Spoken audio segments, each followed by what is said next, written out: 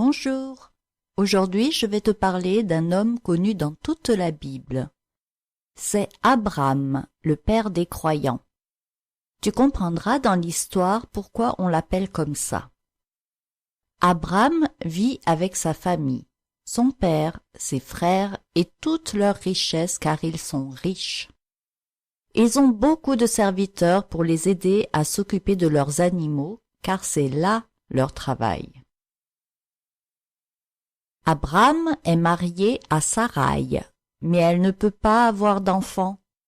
C'est un grand malheur pour ce peuple, car tu te souviens que Dieu avait commandé à Noé et ses fils de faire beaucoup d'enfants pour remplir la terre après la catastrophe du déluge. Les femmes comme ça, on dit qu'elles sont stériles, on ne les aime pas, on se moque d'elles, et souvent les maris prennent une autre femme. Mais ici, c'est une belle histoire d'amour, car Abraham n'a jamais voulu prendre une autre femme ou se séparer de Saraï tellement il l'aime. Il faut dire que Saraï est merveilleusement belle. Tout le monde se retourne pour la voir. Un jour, Dieu parle à Abraham et lui fait une promesse extraordinaire. Je ferai de toi une grande nation et je te bénirai. Je rendrai ton nom grand et tu seras une source de bénédiction. Je bénirai ceux qui te béniront et je maudirai ceux qui te maudiront. Et toutes les familles de la terre seront bénies en toi. Waouh! Le sort du monde entier dépend d'Abraham. Ceux qui l'aimeront seront aidés par Dieu et les autres auront des malheurs. Abraham est choisi par Dieu, mais il lui demande des sacrifices. Un sacrifice, c'est faire quelque chose de très difficile. Dieu va apprendre à Abraham à croire en lui, à lui faire confiance, et ça va prendre du temps. L'Éternel dit à Abraham: Va-t'en de ton pays, de ta patrie et de la maison de ton père, dans le pays que je te montrerai. À cette époque, c'est impensable de quitter la famille de son père ou son pays. On ne voyageait pas facilement comme aujourd'hui. Au contraire, on restait regroupé dans un endroit pour se protéger des ennemis et des voleurs. Mais pire, partir dans un endroit qu'on ne connaît pas. Marcher et voyager jusqu'à ce que Dieu dise « Stop, c'est ici ». Ça, c'est difficile à faire, même aujourd'hui. Mais Abraham connaît l'histoire du déluge et de Noé. Il a entendu parler de ce Dieu et son cœur est prêt à obéir. Donc il prend sa femme et son neveu Lot et part avec toutes ses richesses, ses serviteurs et ses animaux. Ils dorment sous des tentes et font un long voyage jusqu'au pays de Canaan. L'Éternel apparut à Abraham et dit: Je donnerai ce pays à ta postérité. Et Abraham bâtit là un autel à l'Éternel qui lui était apparu. Pourtant, les problèmes arrivent. Et oui, tu dois savoir que Dieu nous apprend à le connaître quand on a besoin de lui dans les moments difficiles de la vie. C'est là que nous devons décider de lui faire confiance ou, au contraire, de chercher nous-mêmes nos propres solutions. Car marcher avec Dieu n'est pas une chose naturelle, c'est la foi, c'est croire en des choses que nous ne voyons pas mais qui existent pourtant. Tu vas comprendre. Maintenant qu'Abraham est arrivé au pays promis par Dieu, Canaan, eh bien, il commence à manquer de nourriture, c'est la famine. Tu sais que ceux qui accompagnent Abraham sont très nombreux, et ils ont tous faim. Que faire? Abraham est le chef, il doit trouver une solution pour les sauver de la mort. Mais il ne demande pas à Dieu. Il voit qu'il y a assez de nourriture dans le pays voisin, en Égypte. Alors il décide d'y aller vivre pendant le temps qu'il faudra. Mais il a peur d'une chose. Comme il était prêt d'entrer en Égypte, il dit à Saraï, sa femme, « Voici, je sais que tu es une femme belle de figure. Quand les Égyptiens te verront, ils diront, « C'est sa femme, et ils me tueront, et te laisseront la vie. » Dis, je te prie, que tu es ma sœur, afin que je sois bien traitée à cause de toi, et que mon âme vive grâce à toi. » Et c'est exactement ce qui est arrivé. Pharaon emmène Saraï dans son palais pour en faire sa femme. Mais Dieu vient au secours de Saraï. Mais l'Éternel frappa de grandes plaies Pharaon et sa maison au sujet de Saraï, femme d'Abram. Et Pharaon chasse Abram et son groupe de l'Égypte. Quelle histoire! Oui, Abram a fait une erreur grave, parce qu'il n'a pas fait confiance à Dieu. Mais Dieu, dans son amour, a changé le mal en bien et a prouvé à Abram et Saraï qu'il contrôle tout, qu'il s'occupe d'eux. Tu vois la promesse « Je ferai de toi une grande nation » veut dire qu'Abraham allait avoir des enfants, et pour cela il devait vivre. Mais Abraham sait que Saraï ne peut pas en avoir, alors voilà la foi. Dieu lui demande de croire qu'il va faire une chose impossible. C'est vrai que c'est difficile, mais toi aussi, si tu crois en Dieu, il va tester ta foi dans des choses difficiles que Dieu seul peut faire. Ne t'inquiète pas, Dieu est si patient avec nous. En tout cas, Abram et Saraï ont compris la leçon. Dieu ne lui fait pas de reproches. Lorsqu'Abram retourne en Canaan, il prie Dieu et Dieu lui fait encore une merveilleuse promesse. Je rendrai ta postérité comme la poussière de la terre, en sorte que si quelqu'un peut compter la poussière de la terre, ta postérité aussi sera comptée. La postérité veut dire les enfants. Oui, encore une fois, Dieu promet un pays, mais aussi de nombreux enfants à Abram. Souvent, nous avons besoin que Dieu nous répète sa parole pour que nous arrivions à le croire, à lui faire confiance, vraiment confiance. C'est pour cela qu'il faut lire chaque jour la Bible. Après ces événements, la parole de l'Éternel fut adressée à Abram dans une vision.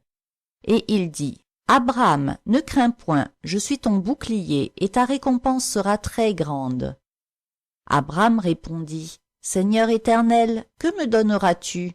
Je m'en vais sans enfant, et l'héritier de ma maison, c'est Éliézer de Damas. » Et Abram dit, « Voici, tu ne m'as pas donné de postérité, et celui qui est né dans ma maison sera mon héritier. » Alors la parole de l'Éternel lui fut adressée ainsi. « Ce n'est pas lui qui sera ton héritier, mais c'est celui qui sortira de tes entrailles qui sera ton héritier. » Et après l'avoir conduit dehors, il dit, « Regarde vers le ciel et compte les étoiles si tu peux les compter. » Et il lui dit, « Telle sera ta postérité. » Abram eut confiance en l'Éternel qui le lui imputa à justice. En effet, les années ont passé et Abram n'a toujours pas d'enfant. Encore une fois, il cherche à comprendre et à trouver une solution, car il sait que Dieu ne ment pas. Alors, comme il n'a toujours pas d'enfant, Abram pense que Dieu voulait parler d'Éliézer, qu'il a élevé comme son propre fils.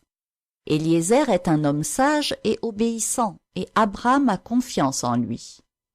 Mais non, Dieu répète à Abram que ses enfants sortiront vraiment de lui, ce n'est pas Éliézer. Mais ils seront aussi nombreux que les étoiles du ciel. Ce que Dieu promet, il le fait. Et Abraham décide de croire en Dieu. Tu vois, c'est toujours impossible pour Abraham, et cette fois-ci, ce qui est difficile, c'est d'attendre. Et Abraham est maintenant vieux, mais la foi, c'est une décision. On ne sent pas quelque chose, non, on décide de croire, on refuse de dire « oui, mais… » Cela fait maintenant 24 ans que l'Éternel Dieu a fait sa première promesse à Abraham. Un jour, Dieu lui parle encore et lui promet qu'il aura un fils avec sa femme Saraï. Il fait une alliance avec lui et change leur nom à tous les deux. Ils deviennent Abraham et Sarah. Dieu lui donne aussi un signe qui montre qu'Abraham et tous ceux qui sont avec lui font partie du peuple de Dieu. Ce signe est la circoncision. C'est une opération qui est faite sur chaque bébé garçon.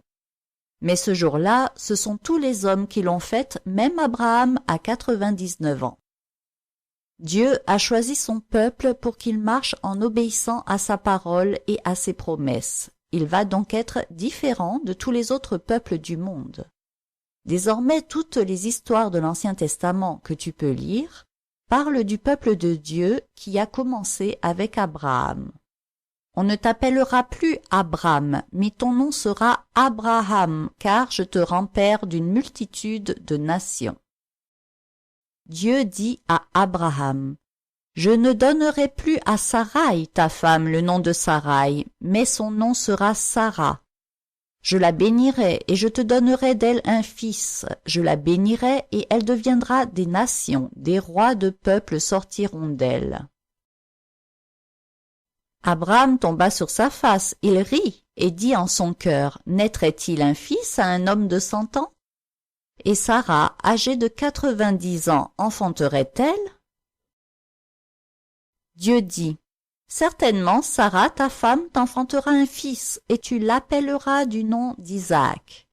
J'établirai mon alliance avec lui, comme une alliance perpétuelle pour sa postérité après lui. » Dieu promet à Abraham que Sarah lui donnera un fils qui s'appellera Isaac. Comme ils sont devenus si vieux, ça a fait rire Abraham et Sarah.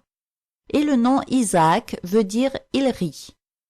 Mais n'oublie pas, Dieu fait des choses impossibles, ce sont des miracles. Dieu tient toujours ses promesses, même si ça prend des années, car il construit notre foi, notre confiance en lui, et ça peut prendre du temps. Alors toi aussi, fais-lui confiance dans ta vie, donne-lui tout ton cœur, et tu pourras voir les miracles qu'il veut faire pour toi et avec toi. Abraham ne douta point par incrédulité au sujet de la promesse de Dieu, mais il fut fortifié par la foi donnant gloire à Dieu, et ayant la pleine conviction que ce qu'il promet, il peut aussi l'accomplir. Dans la prochaine histoire, je te parlerai de Sarah, Isaac et la suite de l'histoire d'Abraham. Prions. Seigneur Dieu, merci pour cette merveilleuse histoire d'Abraham et de Sarah. Merci parce que tu les as choisis pour faire le peuple des croyants, le peuple de Dieu. Merci parce que tu nous apprends à travers cette histoire qu'il faut te faire confiance, même quand nous ne comprenons pas ce que tu nous demandes de faire. Nous devons te faire complètement confiance, sans douter, sans discuter. Aide-nous à croire en toi, à marcher avec toi. Amen. Alors nous n'allons pas lire toute l'histoire car c'est sur plusieurs chapitres. C'est dans le premier livre de la Bible, dans l'Ancien Testament, la Genèse, chapitres 12 à 18. Donc tu vois, c'est très long. Nous avons lu quelques versets ensemble et si tu veux lire toute l'histoire, eh bien tu peux suivre dans la Bible qui est sur le site. Nous allons chanter maintenant. Ce que Dieu dit, il l'accomplit. Moi je le crois et c'est ça la foi. Ce que Dieu dit, il l'accomplit. Moi je le crois et c'est ça la foi. La Bible, la Bible, la Bible, je te le dis, est la parole de Dieu. La Bible, la Bible, la Bible, je te le dis, nous montre le royaume des cieux. À bientôt!